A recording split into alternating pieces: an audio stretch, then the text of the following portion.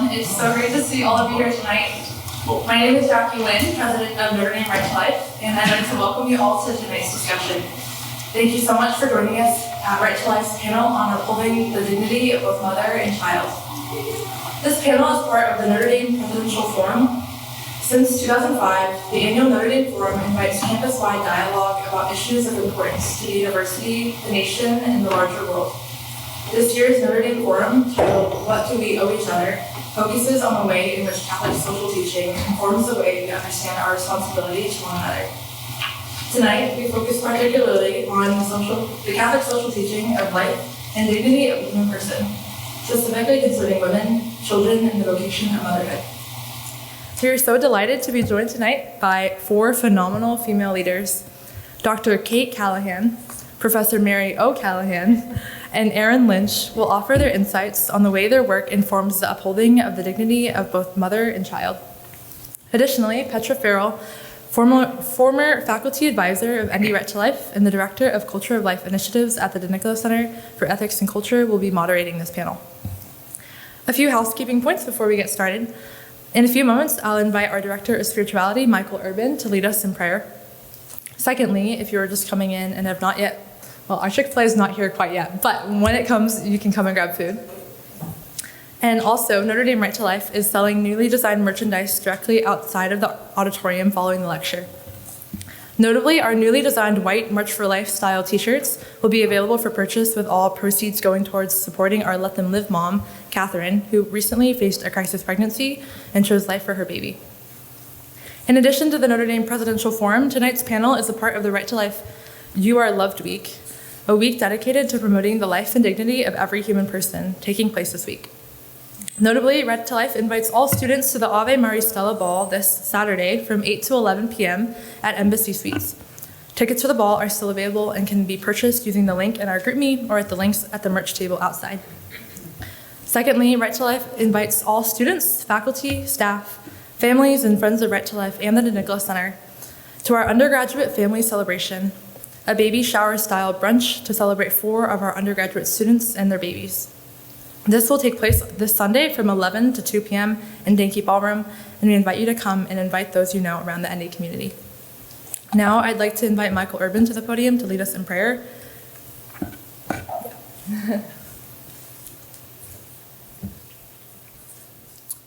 Before Jackie introduces tonight's panel of speakers, I would like to offer a quick prayer for the intercession of our club's patron saint for this year, Pope St. John Paul II. In the name of the Father, and of the Son, and of the Holy Spirit, amen. O God, in your rich mercy, you willed that Pope St. John Paul II should preside over your universal church and guide her under your loving protection.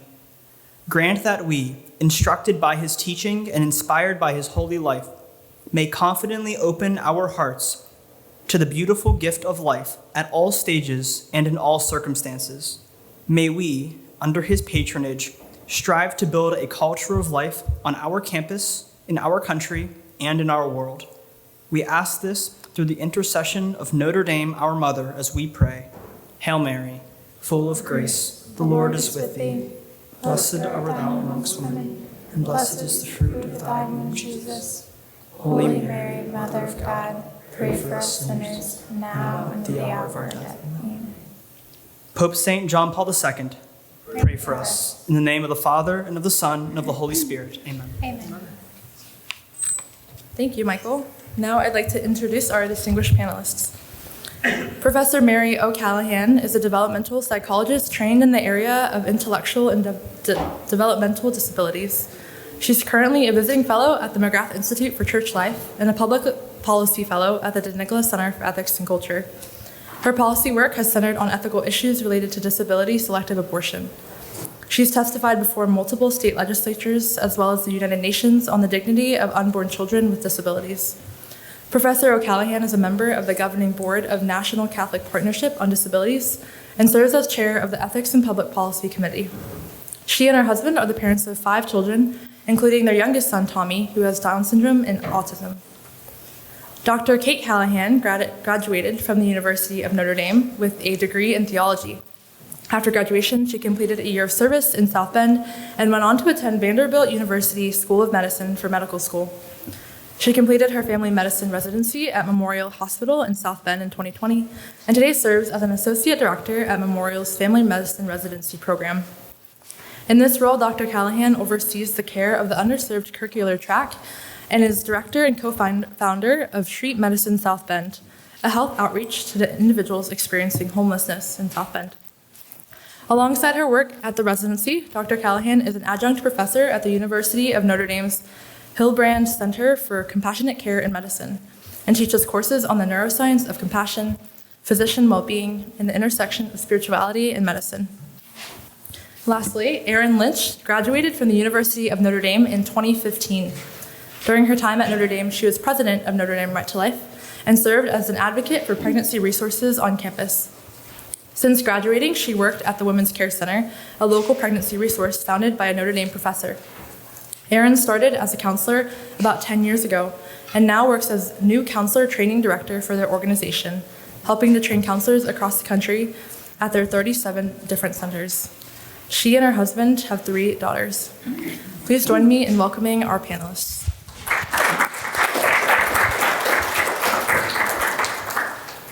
Well, welcome everybody. Again, for those of you that don't know me, my name is Petra Farrell, and as Jackie mentioned, I'm the Culture of Life Program Manager with the DeNicholas Center. I'm delighted to be the moderator tonight. We'll see how delighted you are by the time I'm done. I truly am, because I think that I have a connection to each of these panelists in a special way. I am a married mother of 5. I have worked in the pro-life movement for years, and I started off as a sidewalk counselor outside the local abortion clinic that, praise the Lord, is closed now. And I used to refer people to the Women's Care Center for help and resources. At the DeNicholas Center, I work with Dr. Kate Callahan and Dr. Mary O'Callahan and other pro-life experts at our Vita Institute, which is a week-long formation program for leaders and emerging leaders in the pro-life movement. And it's a privilege to have the opportunity to hear more about their thoughts and feelings about upholding the dignity of women and children. And I'm glad that you can all join us tonight. I'd like to start off, if we could. I'm just going to toss it to each of you. If you could give us your thoughts from your experience in life and work, what it feels and means to uphold the dignity of women and children. Specifically, what do you believe it means to attain true reproductive justice? Dr. Kate, do you want to start?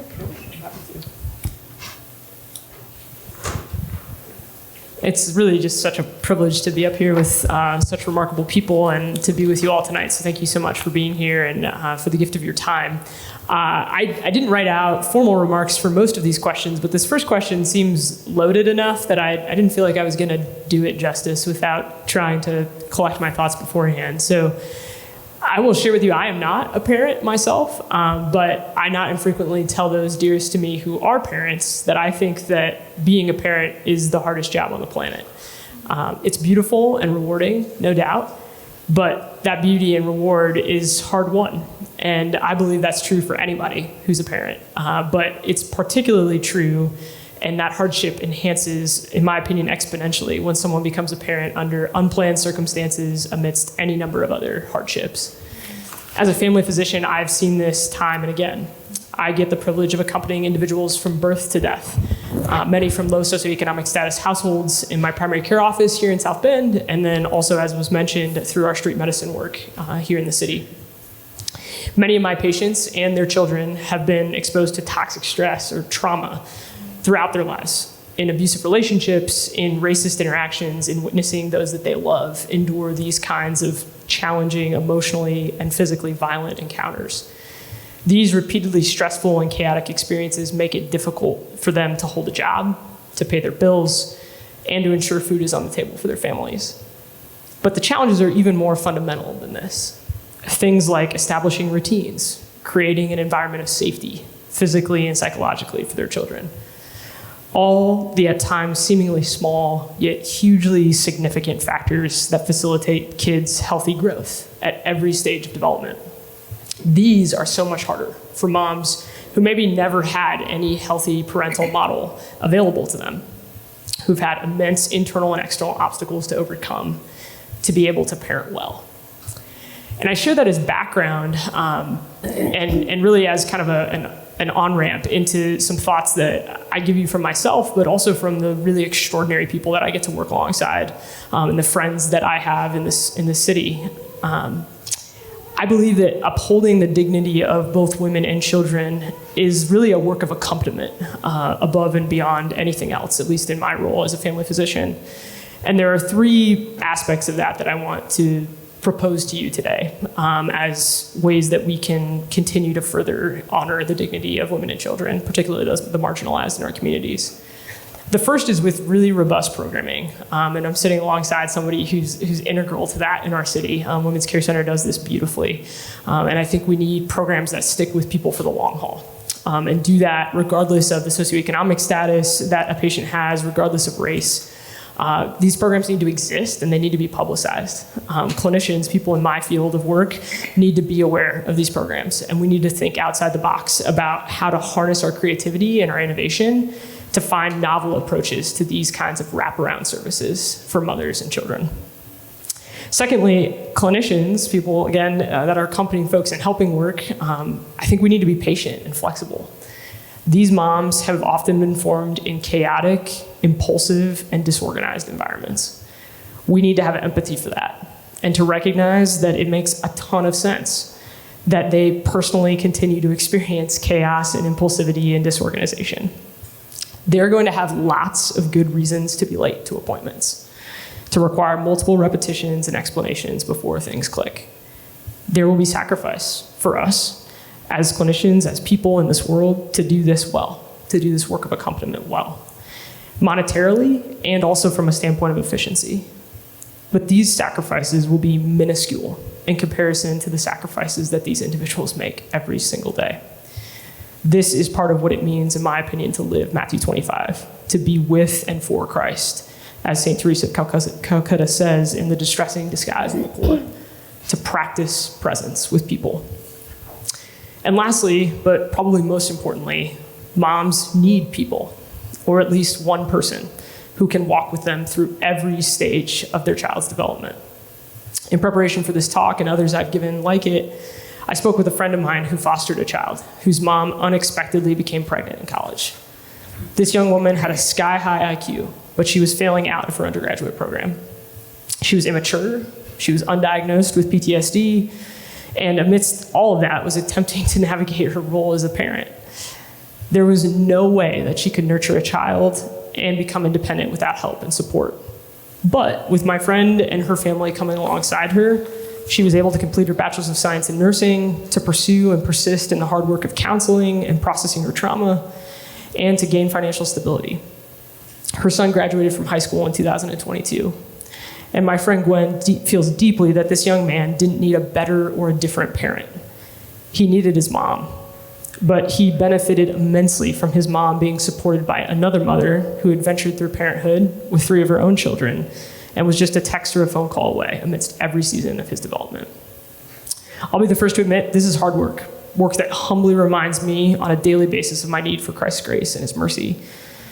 But to whatever degree I live this, it's in large part because I work in an extraordinarily supportive culture alongside fabulous social workers and amazing colleagues. And it's also because I have amazing friends that challenge me and spur me on in this. As a disciple, I feel increasingly convicted that this work of full thickness, innovative, attentive accompaniment of vulnerable and underserved women and children is not ancillary, but central to bringing justice, to bringing the transformational, restorative good news that is life to our broken world. Thanks so much for letting me be a part of this conversation.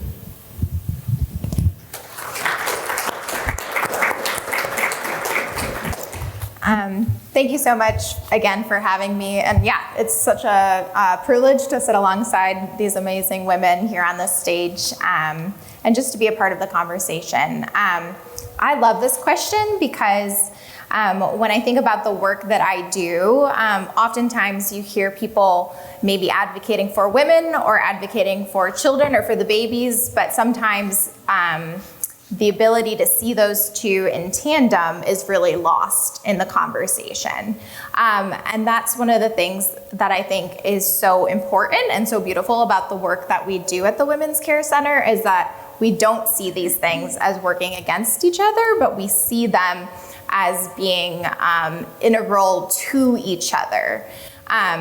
When I meet with a woman at the Women's Care Center, I invite her into a conversation.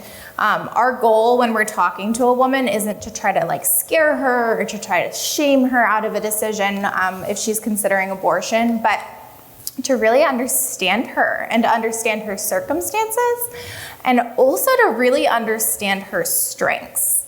Because when a woman finds herself in an unplanned pregnancy, I think it's really easy to be blinded by all that is hard about that. And there is hard. We can't pretend that there isn't hard. But sometimes, a woman feels lost in that. And so what I do when I sit down with a woman is I get to know her and I see all the strengths that she brings that maybe she's not seeing for herself right now. And I'm able to reflect those back to her and say, yeah, this is hard. What you're facing right now is hard.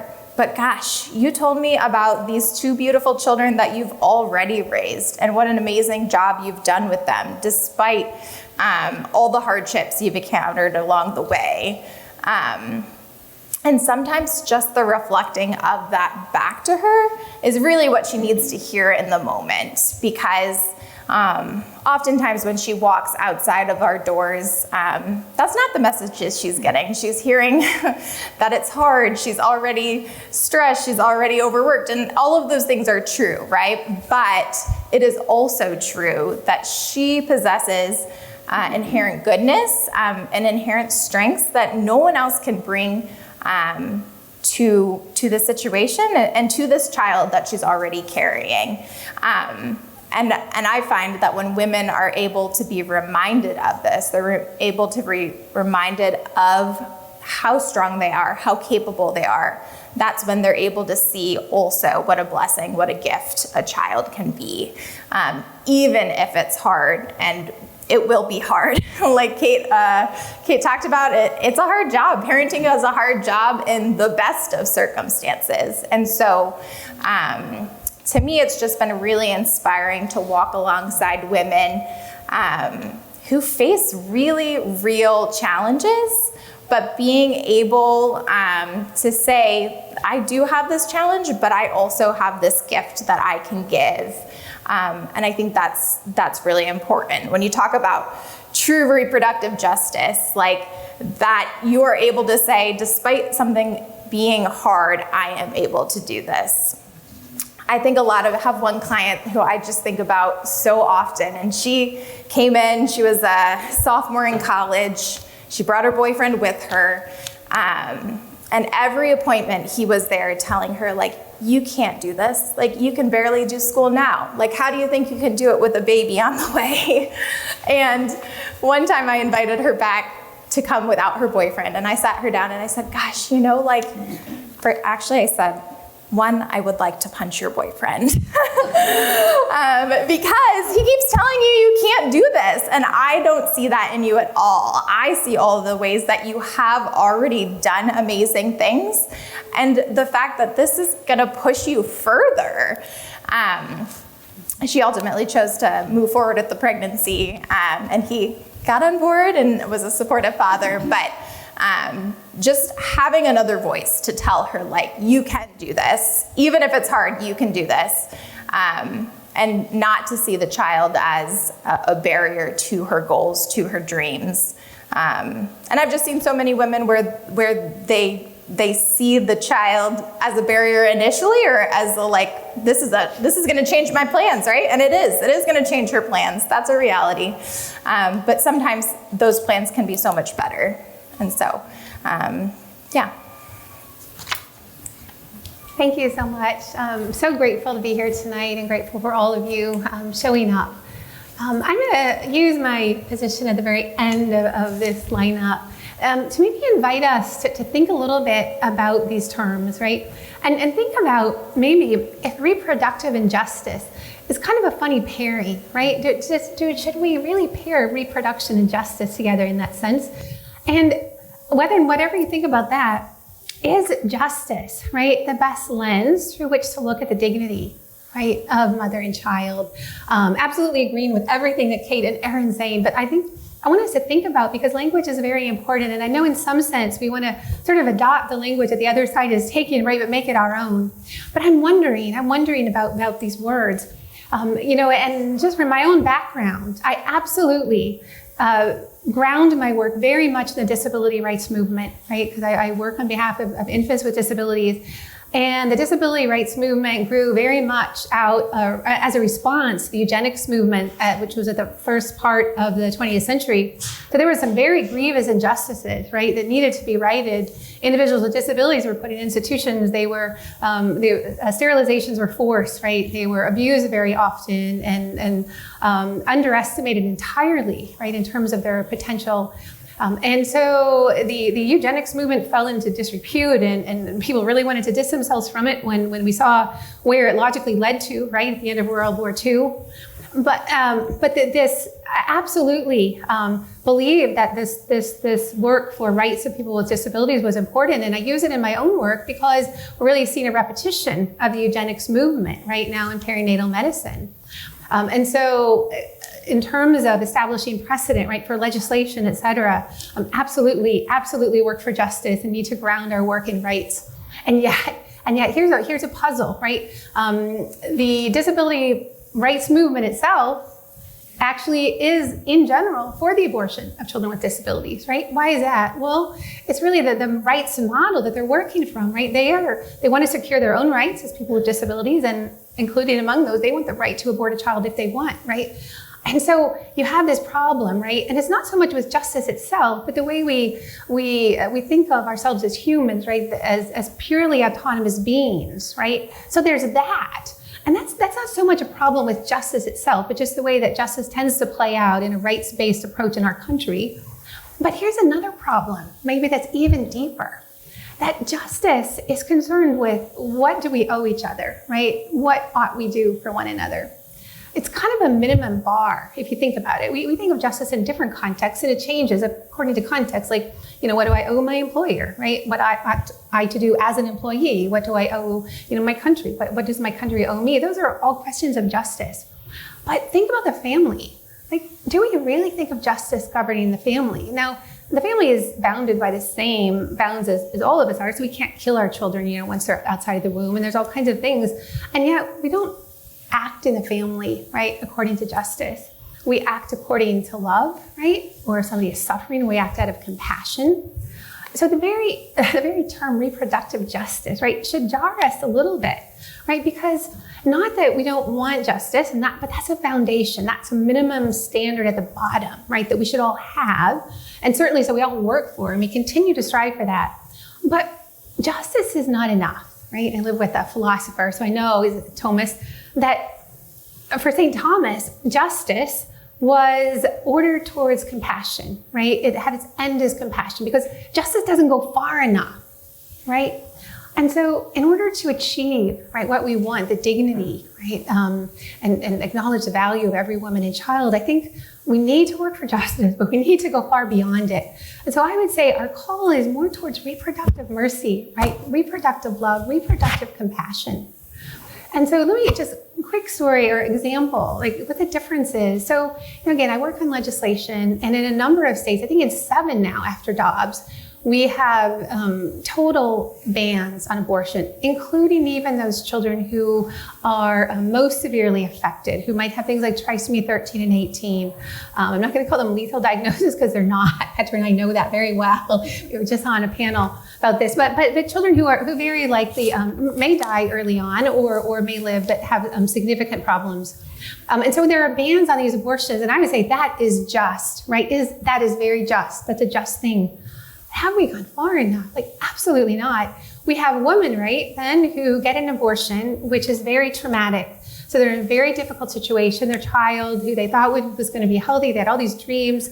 All of a sudden, they know their child has severe medical issues, right? May die during pregnancy, may die after birth, right? They have physicians who are not necessarily supportive, right? Or family. They're in a very traumatic situation. And in fact, all the research is not surprising that's coming out is that this is an incredibly traumatic event for parents. And so where have we left them with justice, right? Where have we left this woman but alone? And again, I'm just echoing what Kate said, what Erin said, is the call is much greater than justice. It's for radical, right? Mercy and compassion. It's for accompanying these women with support. These women can do amazing things. And really, if you think about it, there's a couple of things to think about. I mean, one, obviously what we're doing here, if we can support this woman during a very difficult pregnancy, what we're supporting is we're supporting her own love, right? And compassion for the child by surrounding her. There was a study done Byron Calhoun, a physician who's an obstetrician, Army doctor, but has done a lot of research on a concept called perinatal hospice, which is kind of another story. It's kind of changing a little bit because sometimes hospice can end up neglecting children after they're born. But the idea is basically that a mother will carry a very sick infant in utero, right? Almost provide that hospice care in utero. And the statistics on abortion rates for the situation is about 80% abortion rate typical. This physician, when he offered the woman support, right? I'll support you. I'll help you to carry this child to term, and we'll support your child after in terms of whatever medical care they need. That statistic flipped entirely on its head, and 80% chose to term. So what are we seeing here, right? What we're seeing is that with support, right, as Erin said, the woman can recognize her strengths. And what's her strength, right? Her strength is just that love which rises up unbidden, right, when you're presented with a child, right? When the rubber hits the road as a parent, when your children are sick, that's when you're willing to stay up all night. That's when you're willing to do anything, right, for that child. And all we're doing by support is really gently calling that relationship, right, back into order, as it were. So justice, yes, absolutely, will work for justice, but let's maybe move beyond. Like, let's maybe even change the term into reproductive compassion, reproductive mercy, right, which is, I think, what I'm hearing both of you say anyway, is what we're working for here. Thank you.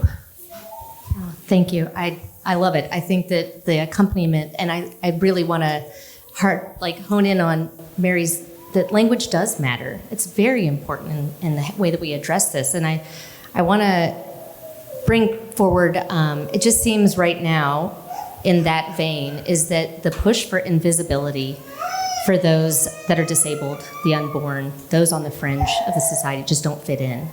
I want to get your thoughts, each of you, if you could, on not only the work that you do, but that is concerning the most vulnerable among us. But what drew you to it and what made you stay? Why do you feel you want to make sure that these individuals are seen? Yeah, I'm happy to start with that. I would say my story is one of privilege in pretty much every sense of the word. And I think from a relatively young age, that was somewhat uncomfortable for me, just to be aware of how much I had that so many others did not, simply because of the radical generosity that I was gifted on pretty much every level. And here, in my time at Notre Dame, I had the opportunity to spend some time over at Our Lady of the Road, which is the Catholic Workers Community Center. And one of the things that I was most struck by in my encounters with individuals experiencing homelessness here in South Bend was that there was this common thread, as I heard their stories and as I got to know them as people, that they seemed to just really long for a place of belonging, to long for home, if you would. And I think within myself, I can just see such a profound resonance with that. I would argue I long for belonging and for home more than I long for almost anything in this world. And I think to be able to look somebody in the eye who on the surface is radically different from me in pretty much every way, but to recognize that one of our most foundational core longings is shared was a pretty just rattling experience for me as an undergraduate, to recognize, like, man, we're far more similar than we are different. And yet our worlds are just so far disparate, so far apart. And so I felt this desire and I really believe like calling to use my life, my privileges, my resources to try to bridge the abundance that I had been gifted into these places of need. And I think what I've discovered in that is that over and over again, I encounter abundance in the people that I'm supposedly bringing abundance to. I just, resonate so deeply with both of the comments that have been shared here, both from Aaron and Mary. And I think that strength, the resiliency, the grit that I encounter in the people that I, again, supposedly, quote unquote, serve, that is far more inspiring to me than anything I bring myself. And I think the encounter with the life of Christ in the rawness that poverty inevitably unearths, because you just can't hide behind nice clothes or brands or fancy language. I think that is inevitably the thing that keeps me coming back, is that I taste and see the beauty and the goodness and the truth of Jesus in our midst as I work alongside the marginalized in ways that I don't encounter anywhere else. One of the things that recently really struck me was working at the Women's Care Center. One of our core tenets is this idea of radical hospitality. So this idea that we radically welcome each woman who walks through our doors. We meet her where she's at, and maybe not where we want her to be, but we love her unconditionally. And something that really stood out to me was that's how I was raised in my family from the time, I was in preschool. I remember my parents really imbuing this idea of hospitality in our family in little ways and in big ways, welcoming relatives in who needed a place to stay, and, going and collecting shoes for kids who needed shoes down in Ecuador, and just little ways throughout my life that my family really showed me the importance of this hospitality. And then my senior year of high school, we moved to a new state. I was in a new city, new high school, and in an effort to make friends, I joined the pro-life club, as one does. And I think that was the first, I grew up in a Catholic household, I always had pro-life values. But that was, I think, really the first time that I started thinking about it on any sort of deep level. And as I went through my year there, I actually had a friend who found herself pregnant as a senior at our Catholic high school. And she ended up choosing to go forward with an abortion. And just seeing the experience that she went through with that, and really like the challenges that came with, and how it didn't seem to fix things for her. She was still kind of stuck in the same situation she was before, but now just with additional grief. That really stayed with me. And as I came to Notre Dame, I knew post-graduation I really wanted to do work in the pro-life field. And so when I found the Women's Care Center, and I heard about their model, and I heard about how they were able to accompany women, that really spoke to me. And so I started at the Women's Care Center 10 years ago and have been there ever since. And it's just been like such a blessing to walk alongside women and to see their journey,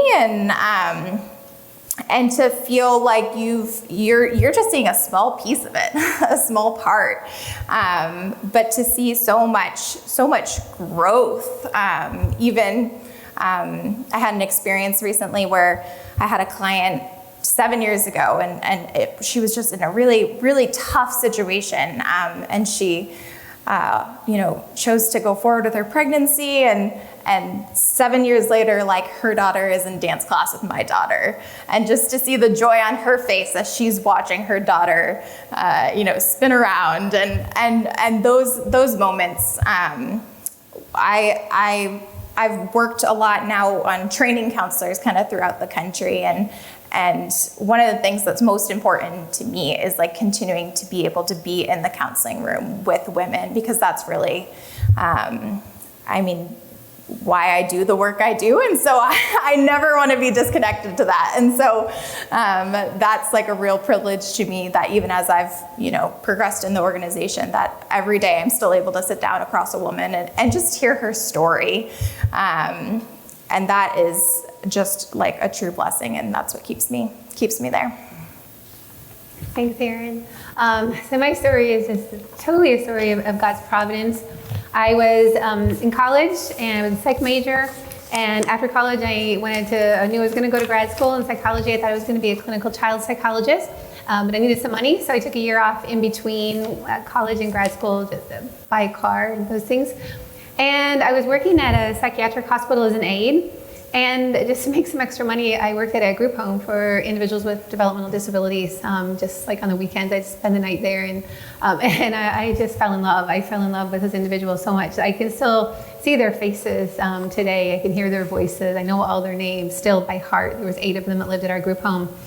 And I had this, I couldn't articulate things very well back then. I was young, in my 20s, but I just had this sense that somehow I was at this place. It was almost like the center of the universe, right?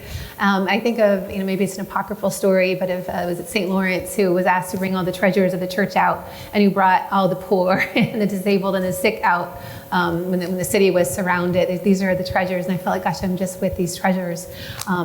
And so I decided instead to kind of reroute and come back to graduate school to study disability, and Notre Dame just happened to have an NIH grant. The study of intellectual disabilities is one of the old grants set up under the Kennedy administration. So I was really lucky. I came here in 1988, and I loved my training, and I got my degree, but I also met my husband here 2 floors up in the library, and we got married and started having children, and I made the decision to stay home with them for quite a number of years, a full-on homeschooling mom. And then we were given the gift of my son, Tommy, our youngest, who has Down syndrome. And after sort of attending to his immediate medical needs when he was born, the thing that was hardest for me was the knowledge that, I had grown up pro-life, I was pro-life, but I never really, the statistic, right, that 90% or roughly 90%, between 60 and 90% of individuals or mothers who get a diagnosis of a disability like Down syndrome will choose abortion. And the reality of holding this baby in my hand, it was so beautiful, right, so full of life. It was just heartbreaking. And so I joined our local Down syndrome group, and the president at the time was very pro-life, and she said, Mary, with your degree, you could do something, right? And I was like, yeah, you're right, I could do something. So I just started researching, and I started talking about it. And I think actually the first place I talked about it was at the Women's Care Center. And even though those aren't typically the kind of crisis pregnancies that you get, at least there was a friendly audience there. And then David Solomon, who founded the Center for Ethics and Culture, was a dear friend. He said, well, Mary, you can come and talk for me. So I started talking at the Center for Ethics and Culture for the Bread of Life dinners at the Vida Institute. He even let me keynote the Vida Institute 1 year. But anyway, so very generous. And then, of course, Carter has been absolutely embodied hospitality in having me speak about this issue. So I just kind of kept going and talking to anybody who would listen about prenatal diagnosis. And I think what keeps me going are 2 things. At the end of the day, I want to be able to look my son in the eye at some point. Maybe it'll be in eternity, and say that I did everything I could, right, to fight for children like you. But also, our life with him is so joyful that I wouldn't trade it for anything. And I want other parents to know, right, what a good life this is. And, it breaks my heart that so many of them, when given this gift, right, refuse it. So, so that's what keeps me going. I just feel like it's amazing. You guys might already have been imprinted somewhere in your life, and you don't even realize the trajectory of which your life is going to lead you. You think about, it happened to me as well. I had a girlfriend who found herself pregnant in high school, and she carried and kept that baby, and the baby is now in med school. And I think about that. It can be done, and it left an imprint on me of, oh, well, yeah, this is possible. And so I love hearing how we didn't realize at the time where we were being led. Mm-hmm. And I think that that's really important for those young people out there of trying to discern what their life has to hold, and they really feel like they have to figure it out right now. He already has a plan for you. You just have to sit back and enjoy it and let go a little bit. Lean into your heart and listen to him.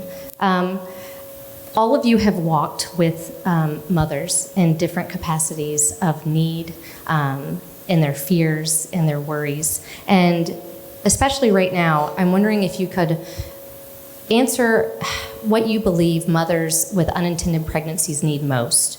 What, in addition, like what do pregnant and parenting students in particular need to hear most? Sorry, it's a very open-ended question. I also don't have to start. If you would like to start, feel free. I can go. Yeah, I got this. I mean, honestly, when I think about the biggest thing that people, women need, and I think actually, Kate, you spoke to this really well, is it's support, there are resources, and one of the things that I find like super interesting about my job, sometimes I'll travel to other states, we have 37 centers, 12 different states, and I'll travel to these different centers and I'll counsel there, and people will tell me like, what do you mean? How can you do that? You don't know the resources in that state. And I'm like, that's because it doesn't matter. Like, that's not what we're doing here, right? Like, yes, there are resources. Yes, there is support there, right? But the biggest thing that women who are facing an unplanned pregnancy need is they need somebody to walk alongside them. They need somebody to tell them that they can do it. And that, yeah, we'll help you figure out housing. We'll help you figure out childcare. Those are real factors, but we always say like nobody ever chose life because I handed them a pack of diapers. Like that's not the reality. The diapers are nice and they're necessary and they're needed, and all of that support is hugely, important in terms of, walking the walk. But really what women need is to know that they can do it, that they are capable, and oftentimes that is through the support of another person. I do think that's why it's so important, when there is the support of a father who's able to walk alongside them, or if that's a parent, or if that's a good friend. Like, it's just having somebody you can lean on and talk to, who is there for you in the hard moments and can tell you, like, you're gonna get through this, you've got this. And then there's lots of, ways that we can, physically support. The diapers are very important and those sorts of things. You do need diapers if you have a baby. But that's not why women choose life. Women choose life when they feel that they can and when they see a path for themselves and for their child. Because every woman I've ever met wants to provide a good life for her child. She wants to provide a better life for her child often than she had herself. And that's sometimes what's holding her back. Like, gosh, I didn't have this role model and I don't know how to do this. And to say, like, that's okay, but you even wanting that for your child, you're already on the right path. Yeah, I guess I just wholeheartedly agree. Second, all of that. I think I'm thinking back on a couple of conversations I've had recently with parents who weren't anticipating becoming pregnant. And I think the two biggest things that I would name in addition to what Erin has said, and really just to underscore some of the things that she has said, I think presence is just invaluable. Just being present. I think that's an increasingly difficult thing in the world that we find ourselves in. That's just our attention is so fragmented in so many different ways. But I think one of the things that folks need to hear in the midst of a bit of a surprise is just that they're not alone. And I think our presence communicates that better, more effectively, more powerfully than anything else. And I have to check myself on this because my phone is my pager and it's just, it's a nightmare. But I just have to set it down and say whatever's happening for the next 20 minutes doesn't matter. I just have to just be here with these amazing people that I get to accompany in this moment. So, and I think as a physician, I have a unique opportunity to do that, but I think that's just true across the board in human interaction today. I think it's the most valuable gift that we give to another person is our presence. And I tell my students that's like why doctors won't be replaced by robots. If we don't get replaced by robots, it will be because of our presence, not because of any other reason. So I think presence is huge. And then the second thing that really, just to piggyback off of something that Mary said, I think there's this tendency that most of us have, at least in the modern world, to think about all of the negatives that are going to happen amidst an unexpected bit of news or an unexpected turn in the road. And I think the joy is harder to believe in the moment, in the initial moments at least. And I think if there's some way to try to open the door to that, I think that's what a lot of folks need, is just to believe that this isn't just going to be endurable, but there actually there can be beauty in it and joy in it beyond my ability to even imagine. And I think it's hard in the moment to communicate that to someone without sounding a bit trite, truthfully. But that is my prayer for my patients when I sit with them, is that something in my presence with them and my saying, like, I'm going to go with you. I'm your doctor. I'm going to be your baby's doctor. Like, I'm going to be with you this whole way through. That something in that would give them hope that this isn't all just doom and gloom. Like, there's something more coming, and there's beautiful things in that. Absolutely, absolutely agree with everything you say. I'm not sure I can add to that very well, but just emphasize it. I helped start a ministry in our diocese called Miriam's Blessing, which is to walk alongside women who get a prenatal diagnosis, and it's based on a national ministry called Be Not Afraid. It's an incredible model of support. And a common refrain of mothers who have gone through or been served by this ministry is to say, I don't even remember what you said. I just remember you were there, right? So to echo this ministry of presence, right, is so important. You might worry, gosh, I don't have the right thing to say. It really doesn't matter, right? Just show up, right? Show up and keep showing up, right? So they know they have support.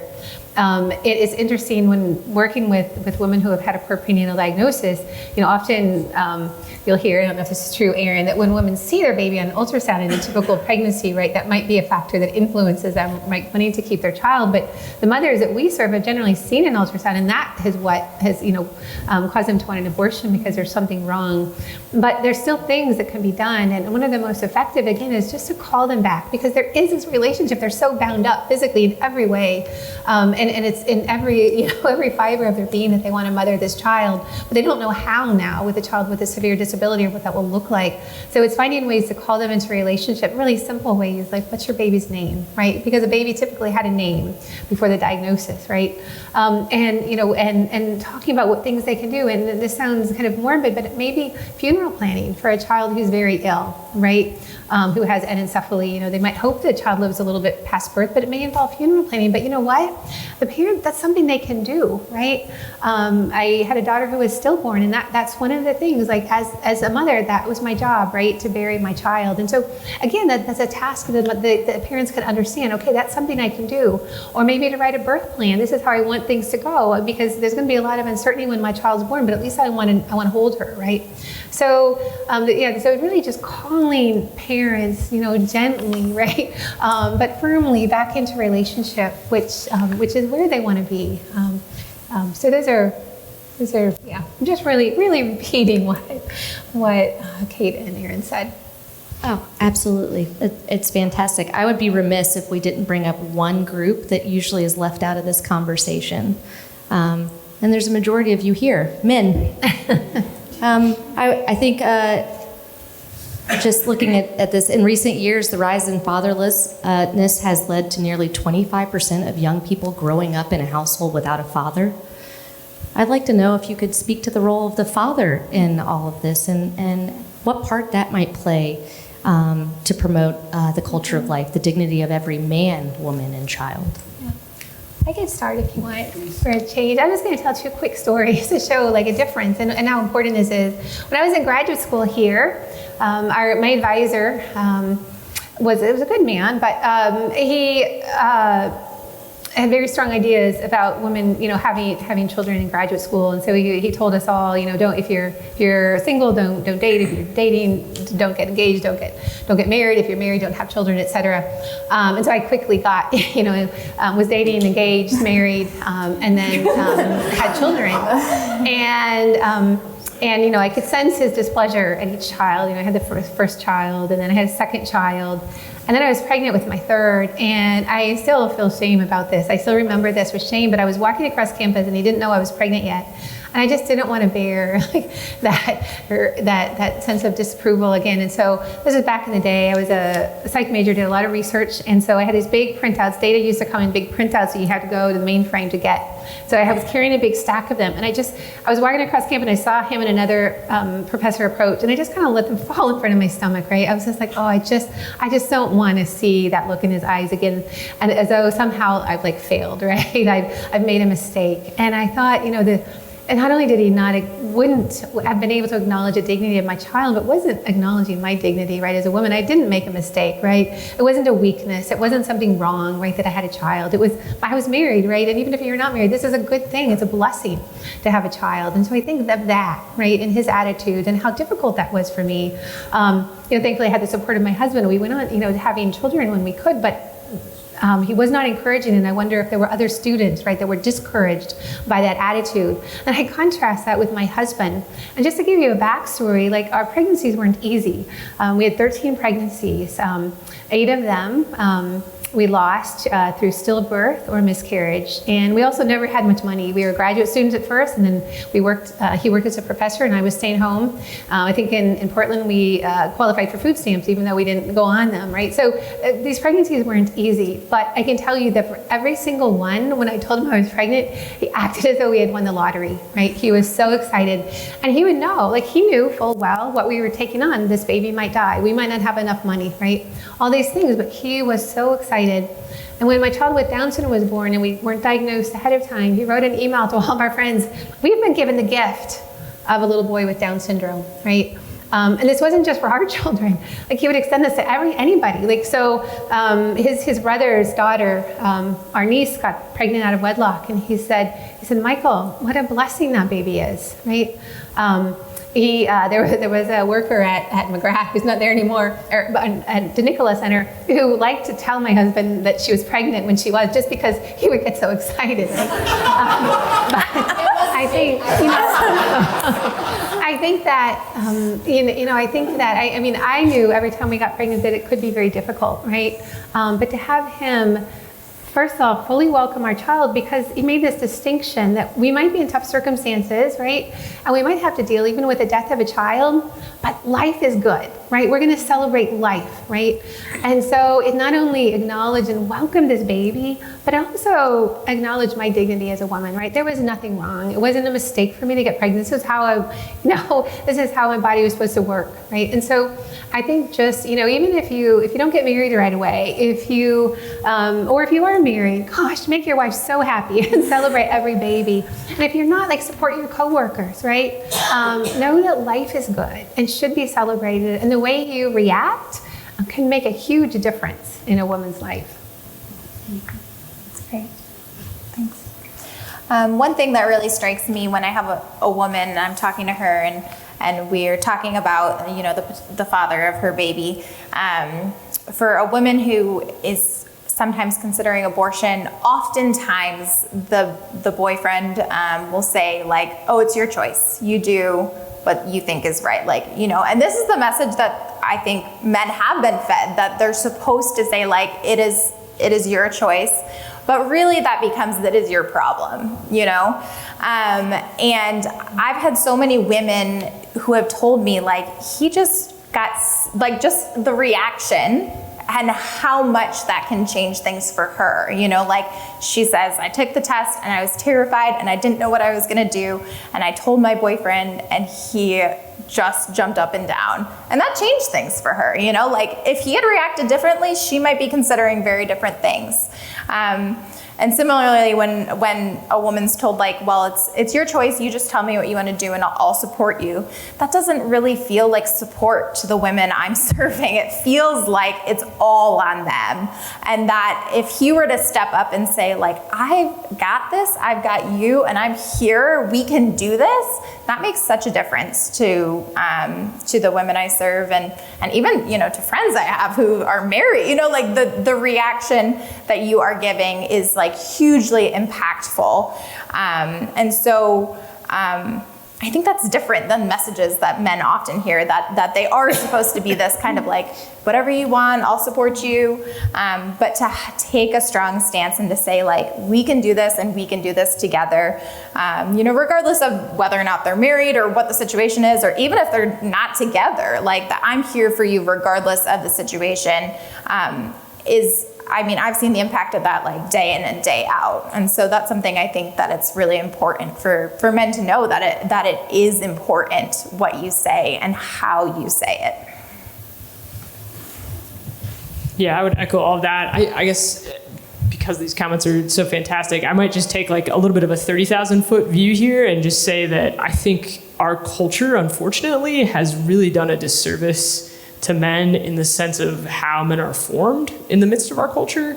I think true, genuine friendship, like vulnerable, authentic friendship amongst men is unfortunately relatively uncommon, I think, in the broader landscape of our culture. And I think in the same way that having the support of a husband as you're going through this, learning this news and then carrying this pregnancy to term and raising this child, I think also, those men having fellow men that can support them in this and affirm them in this and affirm their identity as fathers and as husbands and the beauty of that and just the value of it. I think those are spaces where, the encouragement of brotherhood, if you will, is something that I think is just such a gift when it's present. And I think the absence of that is really deeply felt when it's not there. So I think in addition to these awesome contributions, I would just say like rethinking how we help form young men in our culture to be these kinds of folks that can show up with this kind of presence, and then also how we can help create space for true, authentic relationship amongst men. That's fantastic. Thank you. I know that we're getting close to time, and I don't want to ask all the questions, even though I have one more, so I just have to ask it. But then we'll, if we can turn the audience, give them the microphone. I would like to see if there would be one way that many of our people in attendance, our students here at our beautiful ladies university, what's one takeaway, just in case they weren't listening, or well, I'm kidding, they were all listening intently. But it's always great to have a summary at the end, I think. And what's one takeaway, if you didn't remember any of this, one thing that you could walk away from and share with a friend about the message that we're trying to share tonight? Yeah, I'll start. Was at a conference with Petra a couple of weeks ago. And one of the things that really struck with me is we had a lot of families there. It was on very difficult prenatal diagnosis, what used to be sort of called life-limiting or lethal, which is not really. That's another story for another night. But there were a lot of parents of children with trisomy 18 there. And one of the dads stood up and he said, we were talking about medical care for these infants, and he said, you know what? He said, my wife and I would take a doctor who wasn't as good, but at least had a positive attitude towards our child, and then a good doctor. And I'm thinking, oh man, our son had heart surgery and eye surgery, and I'm like, I'm taking the good surgeon anytime. But I thought, what in the world? Like, what a choice that they feel like they've had to make. They want somebody who's going to value their child, because so many people don't value children with disability, that they would actually take a poor provider who seemed to value their child over a good technician, right? And I thought, goodness gracious, right? What don't they deserve? They deserve, right, the best, right? Who is going to not only be the best surgeon, right, but also value their children. So I guess what I would say is, no matter in which way you might serve life, right? If you're going to be a physician, or maybe you're going to be a business person, but find a way, right? But be the absolute best you can in the service of life, right? Bring your excellence, right, to whatever it is that you're doing, so that patients don't have to choose, right? So that we don't you don't have to choose between a teacher who's really good, right, but who doesn't value your child in the classroom. So whatever it is that you do it the very best you can, so that you can serve the most vulnerable, right, with the absolute best skills that you can. One of the things I teach to each of my new counselors is the difference between helping, fixing, and serving. And so, I say when you're helping someone, you see someone as lesser than. When you're fixing, you see someone as broken. But when you're serving, you're walking alongside them. And that's what I hope each of you are able to do. And that's going to look different for everyone, the way in which you serve others and the way you do that while upholding the dignity of each person you encounter. But my hope for you is that you seek to serve and to walk alongside. Yeah, I think I would just emphasize presence. I think accompaniment and presence matters so much in these interactions and encounters. And I think the way that we show up, particularly when it is paired with excellence, I think that creates intrigue for people, even if they're diametrically opposed from an ideological standpoint. And so I think insofar as we can, really push towards excellence with our craft, whatever that craft may be, and seek to embody presence and accompaniment, I think that will go a really long way.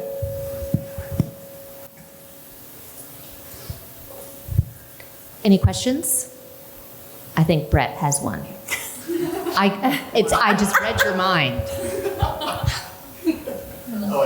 That's good. Should we use the microphone? Okay. So Brett Perkins, Director of OCIA here at Notre Dame.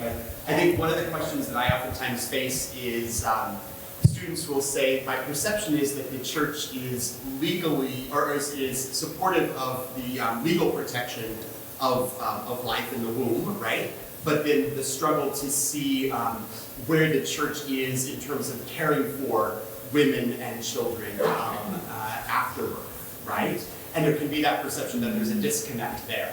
So I wonder, all three of you have spoken beautifully about where you've seen it and definitely are living out the church's mission and ministry. But I guess if you'd add anything else about the consistent connection there between advocating for the legal protection, but also about the pastoral, spiritual, and physical care of those of moms and babies after those births. Absolutely. Don't even get me started, Brad. I'll try to be very concise. But this is what I say often happens, right?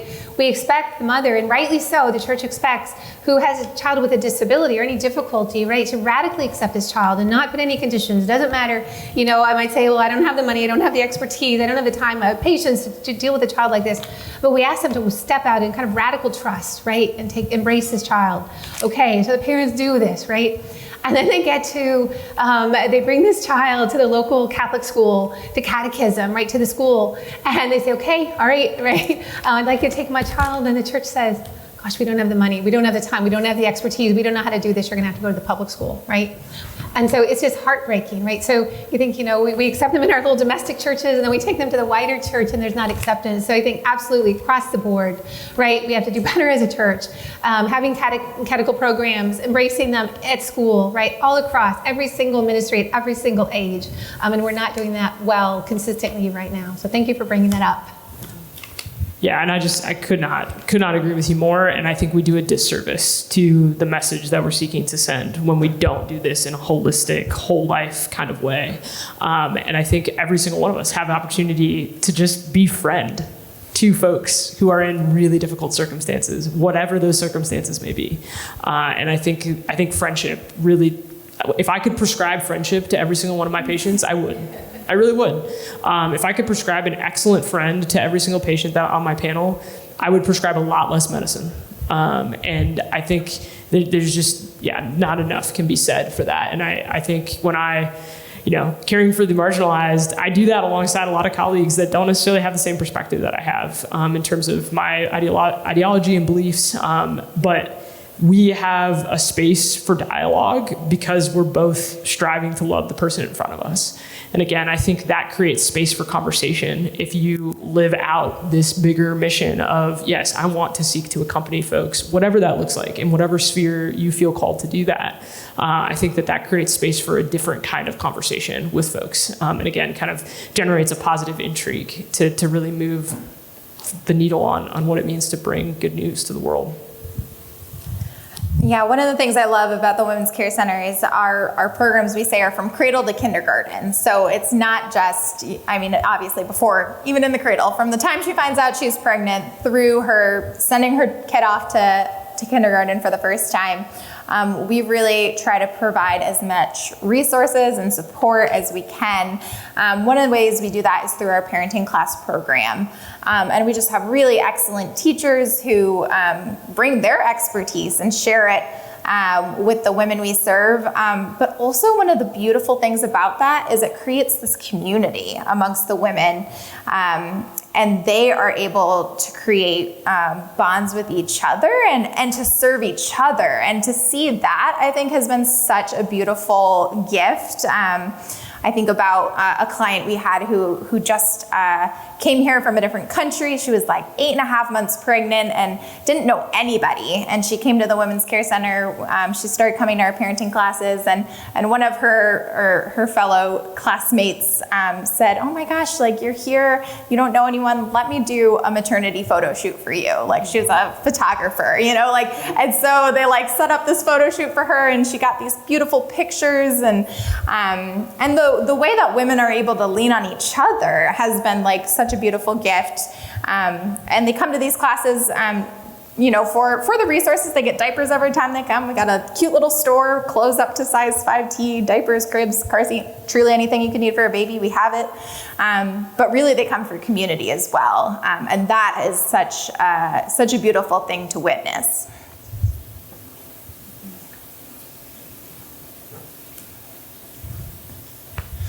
Good evening. My name is Will Hunter. I'm a first-year student in the MTS program. Thank you all for coming out. This has been great. So I have a question about kind of the apologetic or just kind of communicative messaging for communicating the dignity of the human person, of the unborn. One of the great things about our program is about the pro-life movement in general, and about specifically Notre Dame, is kind of how immersed we are in Christianity typically, and specifically here Catholicism.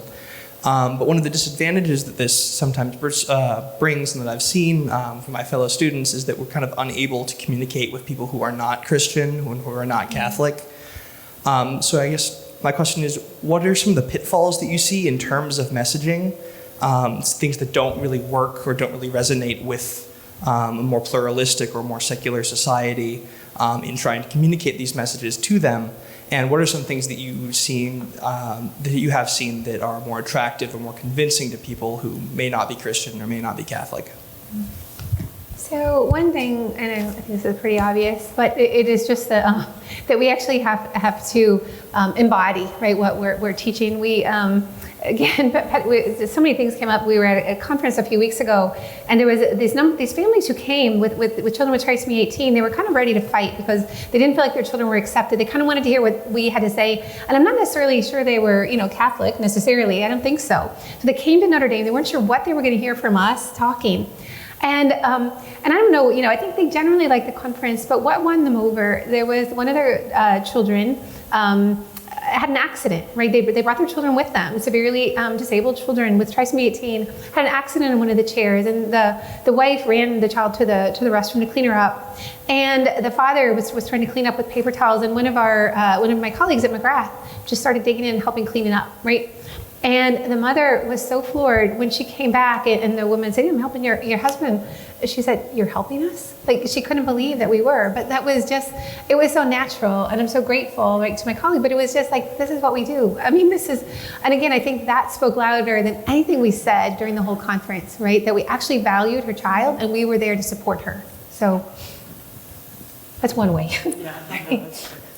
Yeah, I couldn't agree more. I think our actions speak far louder than any words we could use. But I think for me, I have the privilege of working in a really diverse environment of colleagues. I'm really, really grateful for that. And I think one of the things that I treasure in that is that we ask genuine questions of one another. Like, there is a spirit of curiosity. And I would say anytime I kind of dip into this kind of conversation with a colleague, which happens relatively frequently, it typically emerges out of a question, not out of a statement or me trying to make a statement. Typically, it's just a question about, tell me what it was like to accompany that patient. This patient just had an abortion. Like, tell me about what your interactions have been like. How are you processing that in the midst of walking with this person? And just really genuine, like without judgment and without presupposition of what the answer to those questions is going to be, just asking genuine questions and having true curiosity about that. And out of relationship, as has been mentioned before, like out of relationship grows all sorts of opportunity for additional conversation.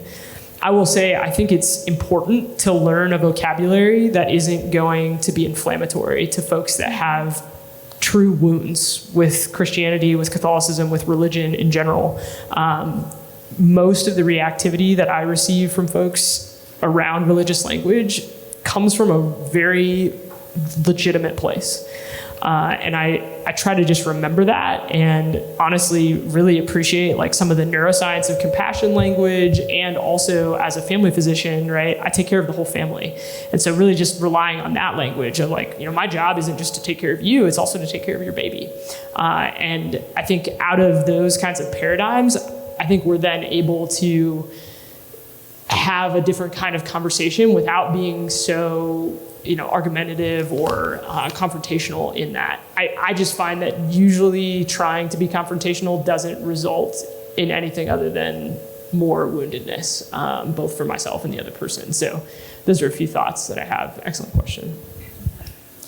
Yeah, and to Kate's point, we don't actively evangelize at the Women's Care Center. We don't talk about God. We don't talk about Jesus. We don't talk about religion really at all, unless she were to bring it into the conversation. And that's because people do have really real wounds and deep wounds, and everybody is at a different place in that faith journey. And so I always say to my new counselors who maybe are struggling with this, like, what do you mean I can't talk about my faith? Like I see myself as Christ's hands and feet, like there with them doing the work. And women having the opportunity to see their baby on ultrasound, to hear about their strengths, none of that is religiously, like my convictions around it might come from my faith and how I was formed, but none of that is religiously based at all. And so being able to connect, I think, on that common ground is so important. And you don't need religion to do that. Please. If I can add one little tidbit. I mentioned earlier our Vita Institute, and that's the week-long formation for pro-life leaders and emerging leaders. And we have all walks of life at Vita.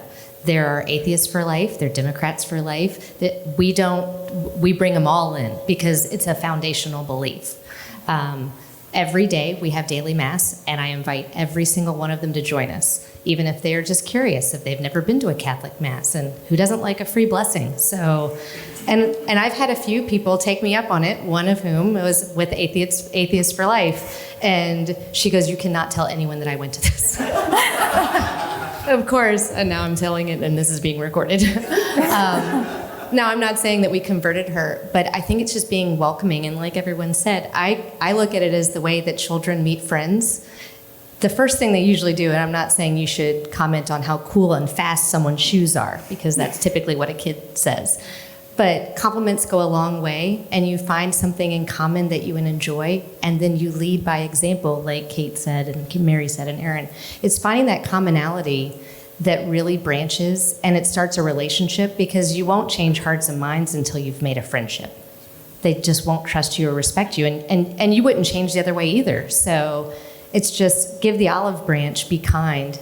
And if you're setting the right example, well, the Lord works sometimes kind of slow.